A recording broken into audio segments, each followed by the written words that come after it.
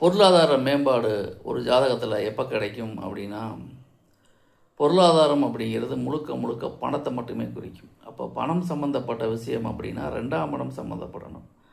2ஆம் இடத்து அதிபதி ஒரு ஜாதகத்தில் ஆட்சியாகவோ உச்சமாகவோ மூலத்திரிகோண வீட்லேயோ நட்பு வீட்லேயோ இருந்து தசாபுத்தி நடத்துகிறார் அப்படின்னா, அவர் பாதகமில்லா பாதிப்பில்லா தசாபுத்தி நடந்தார்னா அந்த காலகட்டத்தில் அவர் பார்க்குற தொழில் மூலம் ஜாதகருக்கு வருமானம் வரும் அப்படிங்கிறதுல நம்ம மாற்று கருத்தே பட வேணாம். ஏன்னா 2ஆம் அதிபதி தான் பணத்தை கொடுக்கக்கூடிய கிரகம். அந்த பணத்தை கொடுக்கக்கூடிய கிரகம் உங்கள் ஜாதகத்தில் எப்படி இருக்கார் அப்படின்னு பாருங்கள்.